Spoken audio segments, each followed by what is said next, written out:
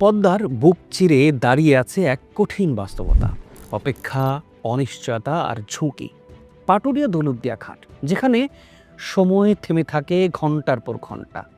পদ্মা নদী আমাদের জন্য আশীর্বাদ, কিন্তু এই প্রমত্তা নদী পার হতে গিয়ে পাটুরিয়া দৌলতদিয়া ঘাটে প্রতিদিন হাজার হাজার মানুষ যে দুর্ভোগ পোহায় তা কারোরই অজানা নয়। ঘন্টার পর ঘন্টা ফেরির অপেক্ষা, নদীর প্রবল স্রোত আর দুর্ঘটনার ঝুঁকি।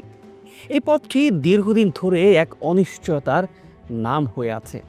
সাম্প্রতিক সময়ের এক মর্মান্তিক ঘটনার মধ্যেই এসেছে একটা বড় ঘোষণা। 2026 সালের মার্চ মাসে বর্তমান সরকারের পক্ষ থেকে জানানো হয়, নির্মিত হতে যাচ্ছে দেশের দ্বিতীয় পদ্মা সেতু।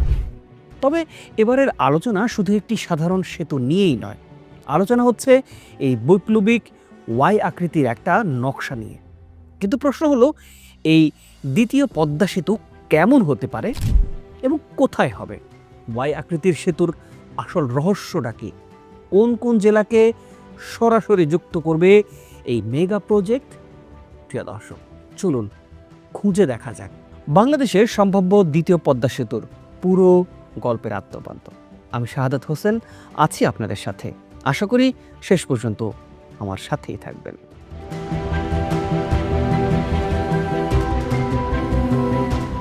বাংলাদেশের ইতিহাসে অবকাঠামোগত উন্নয়নের সবচাইতে বড় অধ্যায়গুলোর একটি হলো পদ্মা সেতু।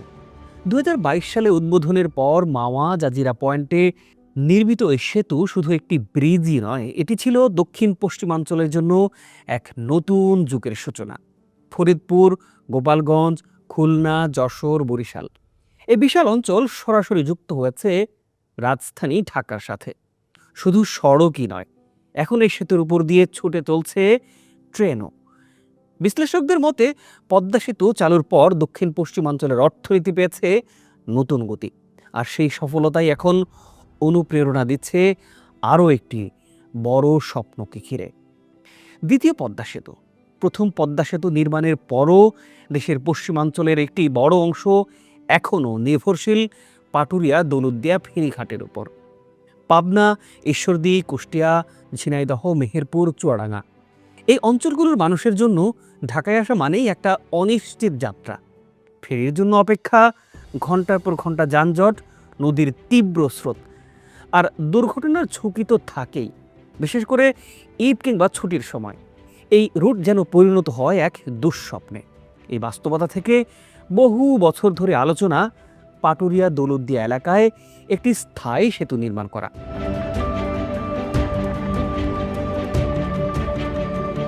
দ্বিতীয় পদ্মা সেতুর ধারণা কিন্তু নতুন কিছু নয়। 2005 সালে জাপানের উন্নয়ন সংস্থা জাইকা একটি সমীক্ষাও চালায় এখানে।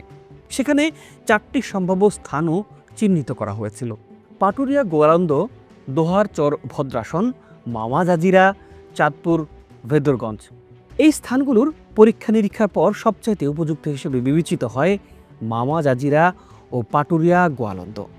প্রথম সেতুটি এরই মধ্যে হয়েছে মাওয়া জাজিরায়, আর এখন আলোচনায় আছে দ্বিতীয় সম্ভাব্য স্থানটি।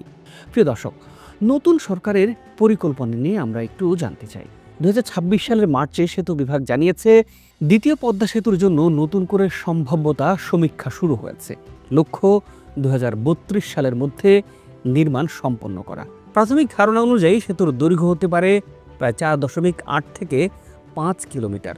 দুই পাশে থাকবে প্রায় 15 কিলোমিটার সংযোগ সড়ক, আর নদী শাসনের কাজ প্রায় 20 কিলোমিটার হবে।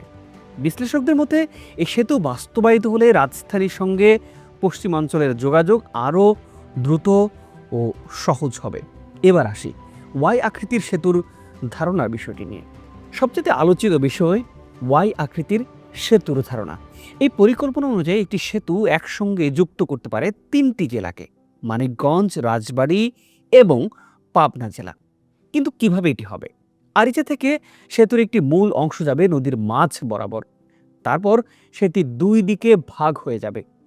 একটি শাখা রাজবাড়ির দিকে, অন্যটি পাবনার কাজিরহাট বা ঈশ্বরদীর দিকে। পুরো এই কাঠামোটি দেখতে হবে ইংরেজি ওয়াই অক্ষরের মতো।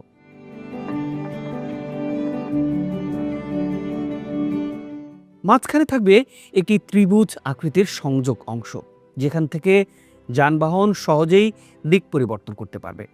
আর এর ফলে দূরত্ব কমবে, সময় বাঁচবে, আর যোগাযোগ হবে আরও কার্যকর। প্রিয় দর্শক, এই সেতু যদি বাস্তব হয়, বাংলাদেশের অর্থনীতিতে আসতে পারে বড় একটা পরিবর্তন। প্রথমত, উত্তর ও পশ্চিমাঞ্চলের কৃষিপণ্য দ্রুত পৌঁছাবে রাজধানী ও দক্ষিণাঞ্চলে। দ্বিতীয়ত, পাবনা, কুষ্টিয়া, মেহেরপুর, চুয়াডাঙ্গার শিল্প ও ব্যবসা পাবে অন্য এক গতি। তৃতীয়ত, যমুনা সেতুর উপর চাপ অনেকটাই কমে যাবে। চতুর্থত, বেনাপোল স্থলবন্দর ও মংলা সমুদ্র বন্দরের সাথে ঢাকার সংযোগ হবে আরও সহজ ও দ্রুত। বিশেষজ্ঞদের মতে প্রতিদিন প্রায় 20 থেকে 25 হাজার যানবাহন এই সেতুটি ব্যবহার করতে পারে। প্রিয় দর্শক, এবার আসি এর অর্থায়নের প্রসঙ্গটি নিয়ে। কীভাবে হবে এই সেতু? সরকার এরই মধ্যে ইঙ্গিত দিয়েছে এই প্রকল্প পুরোপুরি সরকারি অর্থায়নে নাও হতে পারে। বিবেচনায় আছে বিওটি, বিল্ড অপারেট ট্রান্সফার, ও পিপিপি, পাবলিক প্রাইভেট পার্টনারশিপ এই মডেল। অর্থাৎ বেসরকারি বিনিয়োগকারী সেতু নির্মাণ করবে, নির্দিষ্ট সময় টোল আদায় করবে, তারপর সেতুটি সরকারের কাছে হস্তান্তর করবে। শুধু পদ্মাই নয়, সরকারের পরিকল্পনায় আছে দ্বিতীয় যমুনা সেতুও। বর্তমানে যমুনা সেতুর সক্ষমতা শেষ পর্যায়ে থাকায় বগুড়া, জামালপুর বা গাইবান্ধা, দেওয়ানগঞ্জ রুটে আরেকটি সেতু নির্মাণের সমীক্ষাও চলছে, যার লক্ষ্য 2033 সালের মধ্যে বাস্তবায়ন করা।